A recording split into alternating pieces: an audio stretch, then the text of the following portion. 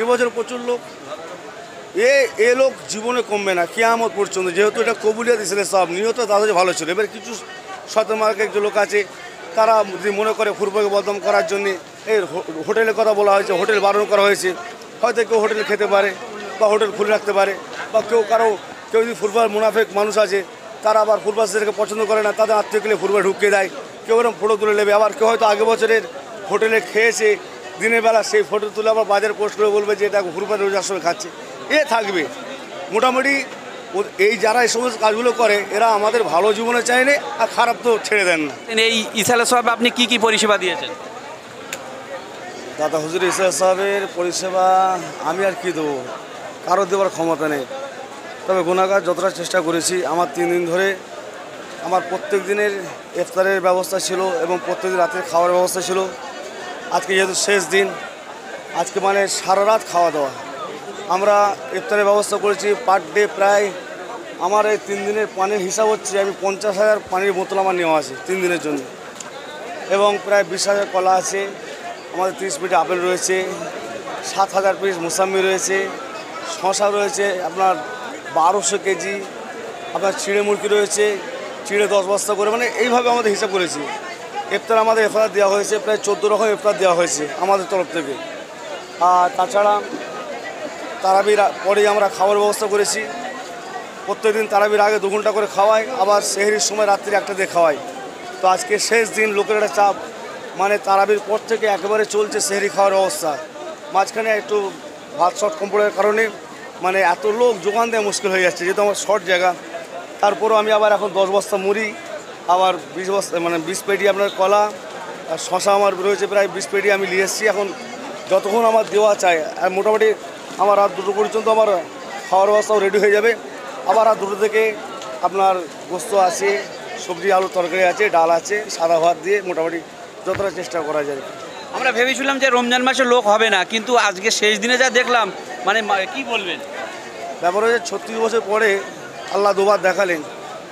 আর সবচেয়ে বড় কথা হচ্ছে কার নসিবে রমজান মাস আর ইসলাম সব পড়েছে, সবার তো হয় না।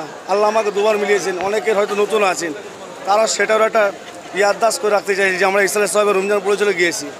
আর দাদা হুজুর ইসলাম সাহেব, ইসলাম সাহেব কবুলিয়াত ইসলাম সাহেব, কারোকে বলার দরকার নেই, কারো প্রচার করার দরকার হয় না। কবুলিয়াত ইসলাম সাহেব আল্লাহ রহমতে প্রত্যেক বছরই প্রত্যেক মানুষের একটি কথা, যে এবছরের সবচেয়ে বেশি লোক, এবছর প্রচুর লোক, এ লোক জীবনে কমবে না কিয়ামত পর্যন্ত, যেহেতু এটা কবুলিয়াত ইসলামের সব নিয়ত তাদের ভালো ছিল। এবার কিছু শতমার্গ একজন লোক আছে, তারা যদি মনে করে ফুরফুরাকে বদনাম করার জন্যে এই হোটেলের কথা বলা হয়েছে, হোটেল বারণ করা হয়েছে, হয়তো কেউ হোটেলে খেতে পারে বা হোটেল খুলে রাখতে পারে, বা কেউ যদি ফুরফুরার মুনাফেক মানুষ আছে, তারা আবার ফুরফুরাকে পছন্দ করে না, তাদের আত্মীয় গেলে ফুরফুরা ঢুকিয়ে দেয়, কেউ এরকম ফটো তুলে নেবে। আবার কেউ হয়তো আগে বছরের হোটেলে খেয়েছে দিনের বেলা, সেই ফটো তুলে আবার বাজারে পোস্ট করে বলবে যে এটা ফুরফুরা রোজার সময় খাচ্ছে, থাকবে। মোটামুটি এই যারা এই সমস্ত কাজগুলো করে এরা আমাদের ভালো জীবনে চায়নি, আর খারাপ তো ছেড়ে দেন না। এদের ভাবার সময় নেই আমাদের। ইসালে সাহেবে রমজান মাস পড়েছে, আমরা জানি রমজান মাসে একটা আল্লাহর রহমত থাকে, তারপরেও দাদাজুরের নেক ফয়েজ আছে। আপনার ভক্ত মুরিদ যারা এই ইসালে সাহেব শেষ করে ফিরবে, তাদের উদ্দেশ্যে আপনি কি বলবেন? তারা কিভাবে চলবে? যারা দাদা পীর হিসাবে এসেছেন তাদের জন্য আমার একটা খাস বার্তা, দাদা হুজুরকে ভালোবেসেছেন, দাদা পীর হিসাবে এসেছেন, যেভাবে আল্লাহ আপনার ঘরে নিয়ে এসছেন, দোয়া করে আল্লাহ যেন মানুষের বাড়ি ফিরিয়ে দেন। যখন এখান থেকে যাবেন, দাদা হুজুরের রুহানি দোয়া কীভাবে পাবেন, রুহানি দোয়া কীভাবে নেবেন, সেই উদ্দেশ্যে এখান থেকে যাবেন। 2 নম্বর একটা কথা মাথায় রাখবেন, দাদা হুজুরের মুরিদ যখন দাদা পীরের নীতি আদর্শের উপরে মজবুত থাকবেন। কে কী ফতোয়া দিচ্ছে অত দেখার দরকার নেই। ইমাম যখন আমাদের দাদা হুজুর, তার নীতি মতপদ আদর্শ যেটা আছে, যেটা বলে গিয়েছেন, সেটাই কর্তব্য হচ্ছে আমাদের পালন করা। কার কী দলিল আছে না আছে সেটা তাদের কাছে আছে। আমরা হানাফি মাযহাবের মানুষ, আমরা সব ইমামকে মানি, একটা অনুসরণ করেছিলি। দাদা হুজুর যে একা হক এটাই বলবো না, আর অনেকে থাকতে পারেন বা আছেন যারা দাদা হুজুর মুরিদ, তাদের কাছে দাদা হুজুরই হচ্ছে শ্রেষ্ঠ, ব্যাস এটুকুই শেষ কথা।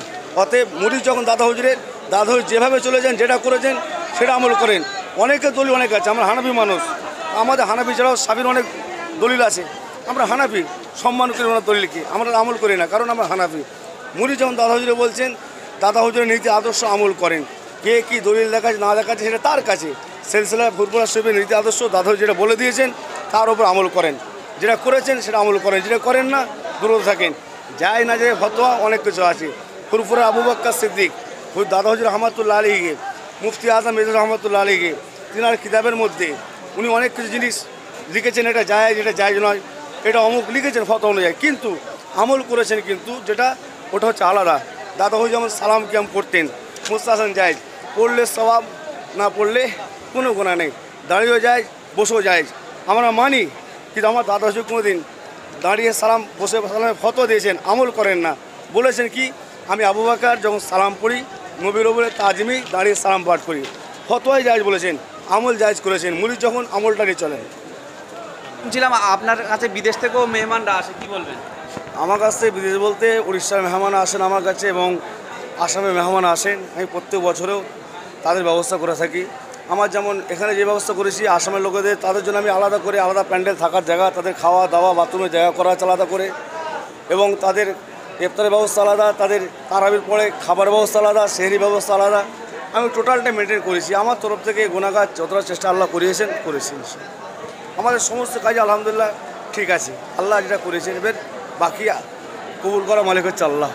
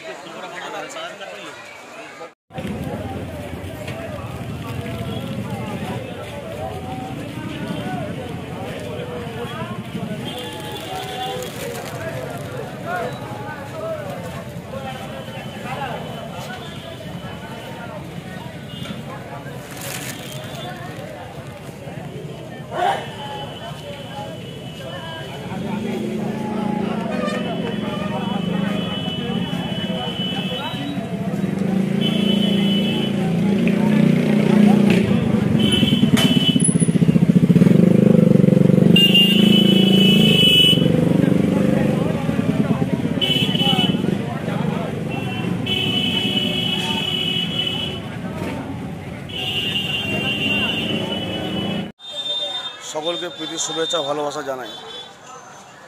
মুর্শিদে জামান দাদা হুজুর রহমতুল্লাহ আলীকে হুজুরের 137তম ইসালের সওয়াব আজ থেকে 36 বছর আগে পড়েছে, আমি তখন দেখেছি। আর আল্লাহ এবারও দেখালেন, জানি না আগামী 36 বছর পরে নসিব আছে কি না। তো আগে আমরা যেভাবে দেখেছি আমাদের একটা খেয়াল ছিল, আমরা জানতাম যে কীভাবে কী করতে হয়। সেই কারণেই আমরা গুনাহগার দাদা পীরের রুহানি ফয়েজের ওসিলায় এত লক্ষ লক্ষ মানুষের সকলের ইফতারের ব্যবস্থা করেছি। এখন থেকে খাওয়া দাওয়া হচ্ছে, প্রায় 1.5 ঘন্টা হয়ে গিয়েছে, আর 1 ঘন্টা হবে, তারাবির নামাজ হবে। তারাবির নামাজের পর থেকে আমার আবার ফজর পর্যন্ত আমরা চালাবো। এবছরে কি তুলনামূলকভাবে একটু দিনের বেলা কম হয়েছিল লোক? দাদা হুজুরের ইসলামের সবে লোকজন কম আমি তো বুঝতে পারছি না, তথাপি ইফতারের সময় সবাই ঢুকে গিয়েছে, রাস্তাটা ফাঁকা ছিল যেহেতু ইফতারের সময়। বাকি ইফতার শেষ আবার যেমনকে তেমন।